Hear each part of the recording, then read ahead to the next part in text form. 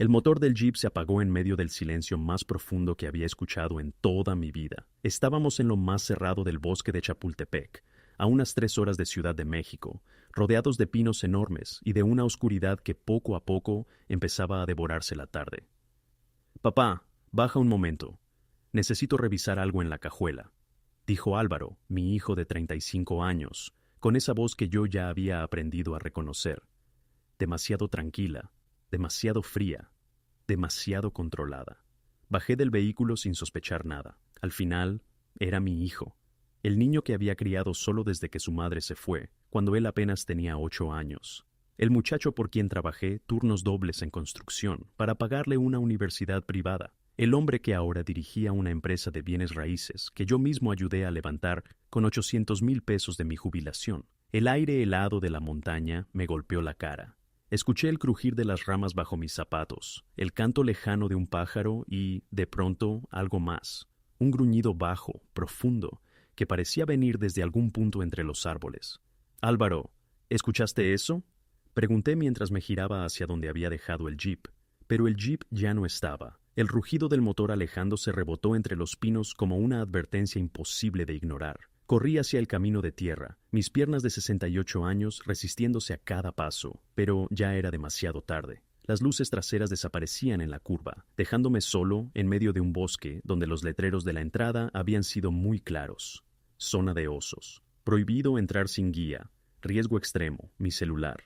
Lo saqué del bolsillo con las manos temblando, sin señal. Por supuesto que no había señal. Álvaro lo sabía. Él había planeado todo. Él fue quien insistió en que hiciéramos ese viaje para reconectar como padre e hijo, después de meses sin hablarnos. Y entonces lo escuché. Su voz, grabada en un mensaje de audio de WhatsApp que había quedado en mi teléfono antes de perder la señal. Lo reproduje y cada palabra me cayó en el pecho como una piedra. «Espero que el bosque se encargue de ti y que no vuelvas a cruzarte en nuestras vidas. Ya no te soporto, viejo. Eres una carga. Cada vez que te veo, recuerdo todo el dinero que he tenido que gastar en ti estos últimos años. Lucía y yo queremos esa casa, queremos tu pensión, queremos todo lo que tienes, y mientras más rápido dejes de estorbarnos, mejor para todos». Me quedé inmóvil, sintiendo cómo el miedo me subía por la garganta. Lucía, claro, su esposa. Ella siempre había mirado mis propiedades con una ambición que intentaba disimular, pero jamás imaginé que mi propio hijo sería capaz de llegar tan lejos.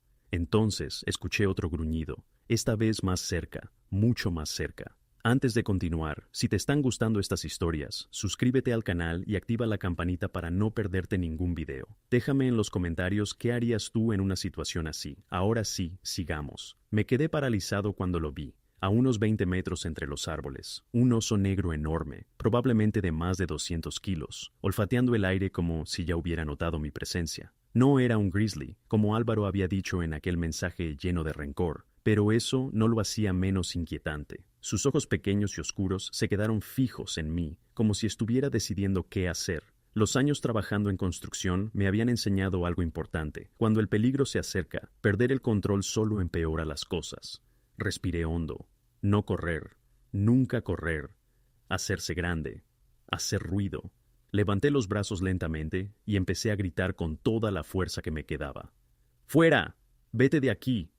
El oso se detuvo, inclinó la cabeza, observándome con una calma que me heló la sangre. Cada segundo parecía alargarse más y más. Sentía el sudor bajándome por la espalda, aunque el frío del bosque me cortaba la cara. Mi corazón golpeaba tan fuerte que apenas podía escuchar mis propios pensamientos. Entonces el oso dio un paso hacia mí, luego otro. Cerré los ojos por un instante, pensando en lo absurdo de todo aquello. No estaba ahí por un accidente ni por una simple mala decisión. Estaba ahí porque mi propio hijo me había dejado a mi suerte, usando aquel bosque como si fuera la forma perfecta de borrarme de su camino. Pero lo que Álvaro no sabía era que la historia estaba a punto de cambiar.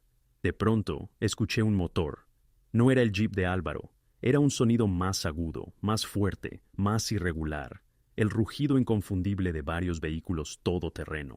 El oso giró la cabeza de golpe hacia el ruido y, para mi sorpresa, retrocedió unos pasos antes de perderse trotando entre los árboles. «¡Oiga, señor!», gritó una voz masculina desde lejos. Está bien, 3 cuatrimotos aparecieron por un camino lateral. Las conducían hombres con cascos y chalecos reflectantes. Uno de ellos, un hombre de unos 40 años, con barba espesa y mirada seria, frenó justo a mi lado. Por Dios, señor, ¿qué hace aquí solo? ¿No vio las señales? Esta zona es territorio de osos. Se le descompuso el vehículo, abrí la boca, pero al principio no pude decir nada. Las palabras se me quedaron atoradas en la garganta. Tragué saliva, respiré como pude y finalmente logré responder. Mi hijo me dejó aquí, a propósito. Los 3 hombres se miraron entre ellos, incrédulos. ¿Su hijo? Preguntó otro, más joven, con acento norteño. ¿Me está diciendo que alguien lo abandonó aquí intencionalmente? Asentí. Y algo en mi cara debió convencerlos, porque el hombre de la barba no hizo más preguntas. Súbase a mi cuatrimoto. Tenemos que sacarlo de aquí ahora mismo. Cuando cae la tarde, los osos se mueven más, y falta menos de 2 horas para que oscurezca por completo. Me subí detrás de él y me sujeté con fuerza mientras aceleraba por el camino de terracería. El viento helado me golpeaba el rostro, pero por primera vez en horas sentí algo parecido a la esperanza. ¿A dónde lo llevamos?, preguntó el conductor, alzando la voz sobre el ruido del motor. A Ciudad de México, Colonia Polanco, Avenida Mazarik, Departamento 7, mi casa, la casa que había comprado con 40 años de trabajo honesto. La casa que Álvaro y Lucía querían quedarse para ellos. Pero había algo que ellos no sabían. Yo ya había tomado precauciones. Sí, cometí un grave error al confiar ciegamente en mi hijo, pero esa misma noche estaba a punto de darle una lección que jamás olvidaría. El regreso tomó 2 horas y media. Los hombres de las cuatrimotos me llevaron hasta la carretera principal, donde pudimos llamar un taxi. Les ofrecí dinero por ayudarme, pero se negaron. Señor, dijo el hombre de la barba espesa antes de irse. Lo que le pasó no está bien. Si necesita acudir a las autoridades, hágalo. Nadie merece que lo dejen a su suerte de esa manera. Subí al taxi con sus palabras dando vueltas en mi cabeza. Acudir a las autoridades. Sí, acudir a las autoridades era necesario, pero antes de hacerlo, necesitaba algo más fuerte que mi palabra. Necesitaba pruebas. Durante el trayecto de regreso a casa, revisé mi teléfono. La señal había vuelto. Tenía 17 llamadas perdidas de Álvaro. 17. Y 5 mensajes de audio en WhatsApp. Los escuché uno por uno, y con cada mensaje mi siguiente paso se volvía más claro. Mensaje de las 6:47 de la tarde. Papá, ¿dónde estás? Me asusté y me fui sin darme cuenta. Voy a volver por ti. Mensaje de las 7:15 de la tarde. Papá, contesta, por favor. Estoy preocupado. Mensaje de las 7:37 de la tarde. Seguro lograste pedir ayuda. Te veo en casa. Mensaje de las 8:20 de la noche. Mira, viejo, si saliste de ahí, más te vale mantener la boca cerrada. Lucía y yo podemos complicarte la vida por la vía legal. Tenemos abogados. Mensaje de las 8:45 de la noche. ¿Sabes qué? Haz lo que quieras. De todas formas, la casa va a ser nuestra. El testamento ya está en proceso. Si el bosque se encargaba de ti, o si el tiempo lo hace después, al final nos conviene igual. Ahí estaba todo, sus palabras, su intención, su ambición, todo grabado con su propia voz. Por primera vez en horas sonreí, pero no fue una sonrisa de alivio, fue una sonrisa fría, tranquila, calculada. Llegué a mi casa en Polanco a las 9:30 de la noche. Las luces estaban encendidas. El jeep de Álvaro estaba estacionado en la entrada. Perfecto. Pero antes de entrar, hice algo que Álvaro jamás habría imaginado. Llamé a mi abogado, el licenciado Gabriel Salazar, un hombre de 58 años que me había ayudado a redactar mi testamento original 5 años atrás. Gabriel, necesito que vengas a mi casa ahora mismo y trae algo para grabar. Tengo información que cambia todo. ¿Estás bien, Esteban? Tu voz suena extraña. Estoy mejor que nunca. Date prisa. Colgué y marqué el segundo número. Buenas noches. Necesito reportar un hecho grave. Mi propio hijo me dejó solo en una zona de alto riesgo y tengo audios que prueban lo que hizo. La operadora tomó mis datos, mi ubicación, y me aseguró que una patrulla iría hacia mi domicilio. Ahora venía la parte que más quería ver, porque esa noche todo iba a cambiar. Mi hijo estaba a punto de descubrir que el hombre al que intentó quitar de su camino no era tan fácil de vencer. Abrí la puerta de mi propia casa, con mi llave. El sonido hizo eco en el recibidor de mármol, ese mismo mármol que yo había elegido cuando compré aquella propiedad con años de esfuerzo. Álvaro y Lucía estaban en la sala, sentados en el sofá de cuero italiano, tomando vino, de mi cava, en mi casa. Cuando me vieron entrar, las copas casi se les resbalaron de las manos. «Papá», La voz de Álvaro salió quebrada, como si hubiera visto aparecer a alguien que ya no esperaba volver a ver. Sorpresa, hijo. Dije con una calma que ni yo mismo sabía de dónde salía. Parece que no contabas con verme de nuevo. Lucía se levantó de golpe. Su rostro perdió todo el color. Esteban, gracias a Dios estás bien. Álvaro me contó que te habías perdido en el bosque. Estábamos muy preocupados. ¿Preocupados? Saqué mi teléfono, busqué el primer audio de Álvaro y lo puse en altavoz. Su propia voz llenó la sala. Espero que el bosque se encargue de ti y desaparezcas de nuestras vidas para siempre. El silencio que siguió fue absoluto. Álvaro se quedó inmóvil. Su cara cambió en segundos. Primero sorpresa, luego miedo, luego desesperación. Papá, Eso fue... Estaba enojado. No lo decía en serio. ¿No lo decías en serio? Puse el cuarto mensaje. Escuchemos este también. La voz de Álvaro volvió a sonar en la sala. Mira, viejo. Si saliste de ahí, más te vale mantener la boca cerrada. Lucía y yo podemos complicarte la vida por la vía legal. Lucía empezó a retroceder lentamente hacia la puerta, pero yo seguía parado en la entrada, y por primera vez en mucho tiempo, ellos entendieron que ya no tenían el control. No tan rápido, Lucía, dije sin moverme de la entrada. Creo que los tres necesitamos tener una conversación muy honesta. Además, vienen algunas personas en camino. ¿Personas?, preguntó Álvaro con la voz temblorosa. Como si todo hubiera estado perfectamente calculado, y en parte lo estuvo, el timbre sonó en ese mismo instante. Abrí la puerta y allí estaba el licenciado Gabriel Salazar, con su maletín en la mano. 30 segundos después, 2 patrullas se estacionaron frente a mi casa. «Buenas noches, señor», dijo una oficial de unos 35 años, con una expresión seria y profesional. «Recibimos un reporte sobre un hecho grave ocurrido esta tarde». «Así es, oficial. Pasen, por favor. Tengo pruebas de todo». Aquellas palabras cayeron sobre la sala como un golpe seco. Álvaro no tenía idea de que cada mensaje, cada amenaza y cada intento de justificarse había quedado guardado en mi teléfono. Lo que siguió parecía una escena sacada de una película. Los oficiales entraron a la sala, y con la ayuda de Gabriel presenté todo lo que tenía, los 5 audios de Álvaro, donde quedaba claro que me había dejado en aquel lugar de forma intencional, los mensajes donde hablaba de la casa, la pensión y la herencia, las capturas de pantalla con fecha y hora, el contacto de los hombres de las cuatrimotos que me habían auxiliado, y el registro de ubicación de mi teléfono, mostrando exactamente el punto donde Álvaro me había abandonado, una zona marcada como peligrosa y restringida. Álvaro intentó defenderse. «Fue una broma, papá. Solo quería asustarte porque me molestó que dijeras que ya no ibas a prestarme más dinero». «¿Una broma?», lo interrumpió la oficial después de escuchar los audios. «Señor, esto no parece una broma. Estamos hablando de dejar a una persona mayor sin ayuda, en una zona de alto riesgo, y después enviar mensajes de amenaza. Es un asunto muy serio». Lucía empezó a llorar, pero no eran lágrimas de arrepentimiento, eran lágrimas de miedo. «Nosotros no queríamos que pasara nada grave», dijo entre sollozos. «Solo queríamos... necesitábamos...» «¿Necesitaban qué?», preguntó Gabriel con una calma helada. «¿Acelerar la herencia? ¿Quitar de en medio a un padre que les resultaba incómodo?». El licenciado Gabriel abrió su maletín y sacó una carpeta azul. «Oficiales, también es importante que sepan algo. Hace 3 meses, el señor Esteban Morales vino a mi despacho preocupado por el comportamiento de su hijo. Me pidió modificar su testamento y establecer condiciones muy específicas. Me hizo una seña para confirmar que podía continuar. Asentí». Gabriel leyó el documento en voz alta. «En caso de que el testador sufra un incidente sospechoso, violento o bajo circunstancias cuestionables, todos sus bienes pasarán automáticamente a la Fundación Mexicana de Protección al Adulto Mayor. Ningún familiar directo podrá reclamar herencia si existe evidencia de que intentó adelantar, provocar o beneficiarse de una situación de riesgo contra el testador». Álvaro se dejó caer en el sofá y se cubrió el rostro con las manos. «No puedes hacer eso. No puede ser». «Sí puede ser», respondí, con una firmeza que no había sentido en años. «Y ya está hecho». Lucía me miró como si acabara de entender que todo lo que habían planeado se les había venido abajo. «Hace 3 meses», continué.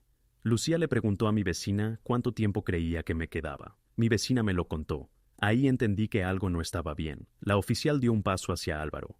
«Álvaro Morales, tendrá que acompañarnos para aclarar estos hechos. Le recomiendo guardar silencio hasta que esté presente su abogado». Mientras los oficiales lo escoltaban hacia la salida, Álvaro me miró con una mezcla de rabia y desesperación. Pero esta vez, su mirada ya no me dio miedo. porque por primera vez en mucho tiempo, él estaba enfrentando las consecuencias de sus propios actos.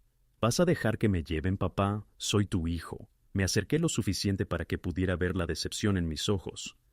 Dejaste de ser mi hijo el día en que me abandonaste en ese bosque. Un hijo de verdad jamás le haría eso a su padre. En ese momento nadie imaginaba que el cierre sería tan contundente. Pero las consecuencias apenas estaban comenzando. Los días siguientes fueron un torbellino de declaraciones, audiencias y atención mediática. La historia empezó a circular por todas partes en redes sociales. Un hombre de 68 años había sido dejado en una zona peligrosa por su propio hijo, y todo por una herencia. Los hombres de las cuatrimotos que me auxiliaron también hablaron con medios nacionales. Uno de ellos, Carlos Herrera, dijo durante una entrevista: cuando lo encontramos, el señor estaba a pocos metros de un oso negro. Si hubiéramos llegado unos minutos después, la historia pudo haber terminado de una forma muy distinta. La fiscalía reunió varios señalamientos contra Álvaro: haberme dejado en una zona de riesgo, amenazas, planeación previa y un posible intento de quedarse con mis bienes de manera irregular. Por lo ocurrido con el testamento, Lucía también quedó involucrada en la investigación. Durante los interrogatorios salió a la luz algo que me heló la sangre. Lucía había sido quien empezó a sembrar la idea. Los mensajes entre ellos, enviados semanas antes, dejaban ver conversaciones que ya no podían esconder. Lucía escribía: tu papá tiene 68 años. Si algo le pasa de forma natural, nadie va a sospechar. Álvaro respondía: ¿qué estás sugiriendo? Y ella contestaba: un accidente, algo que parezca casual, un viaje a la montaña, quizá. La evidencia era demasiado clara. En la audiencia, el juez consideró que Álvaro y Lucía representaban un riesgo y ordenó que permanecieran bajo custodia mientras avanzaba el proceso. Álvaro lloró en la sala. Lucía, en cambio, perdió el control. Me gritó que yo era un viejo egoísta, que les había arruinado la vida, que todo habría sido más fácil si yo no me hubiera defendido. Pero lo más doloroso llegó una semana después. Recibí una carta desde el reclusorio. Era de Álvaro. La abrí con las manos temblorosas. Papá, sé que no merezco tu perdón. Sé que lo que hice no tiene justificación. Lucía me habló, me presionó, me llenó la cabeza de ideas, pero esa no es una excusa. Yo tomé mis propias decisiones. Yo manejé ese jeep. Yo te dejé ahí.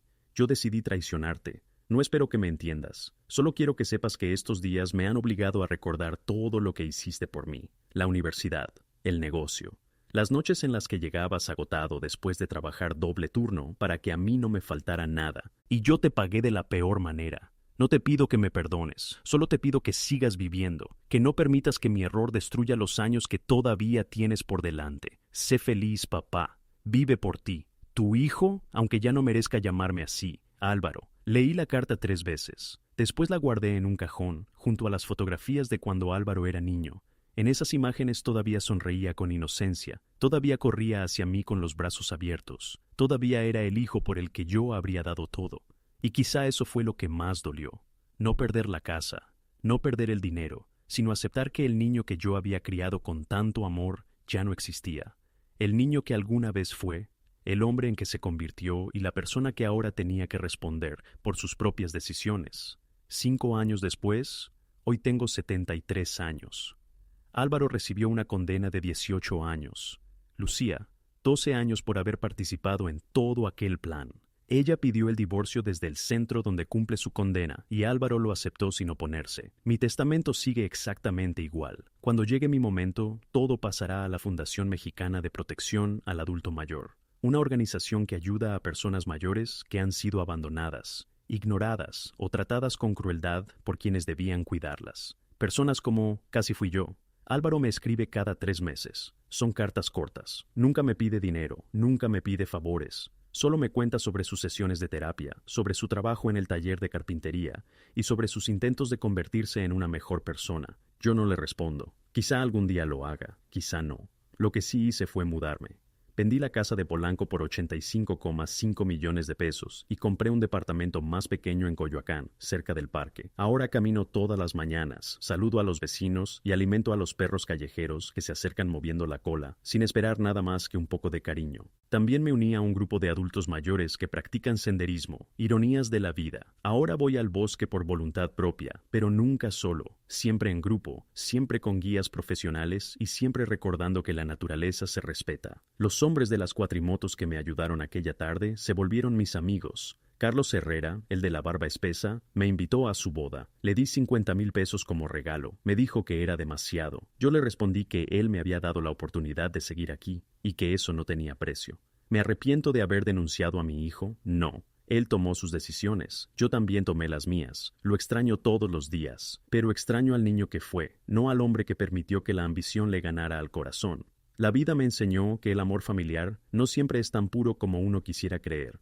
Puedes criar, sacrificarte, darlo todo, trabajar hasta que el cuerpo no dé más, y aún así, descubrir que para algunas personas vales más por lo que tienes que por lo que eres. Pero también aprendí algo más. Aprendí que la justicia puede llegar, que la dignidad vale más que un perdón obligado, y que sobrevivir no significa únicamente seguir respirando, sino encontrar un motivo para levantarte después de que alguien intentó quebrarte por dentro. Cada vez que paso frente a una tienda de deportes y veo cascos de cuatrimoto, sonrío. Cada vez que escucho una noticia sobre osos en el bosque, cierro los ojos y agradezco seguir con vida. Y cada vez que veo a un padre caminando junto a su hijo adulto, deseo en silencio que esa relación sea verdadera, construida sobre cariño real y no sobre intereses escondidos. Porque al final, lo único que realmente nos llevamos de este mundo no es el dinero, ni las casas, ni las cuentas bancarias. Es la paz de saber que vivimos con dignidad. Y esa paz, después de todo lo que pasó, nadie me la puede quitar. Si esta historia te hizo reflexionar, déjame un like y compártela con alguien que necesite escuchar este mensaje. No olvides suscribirte al canal y activar las notificaciones para no perderte las próximas historias.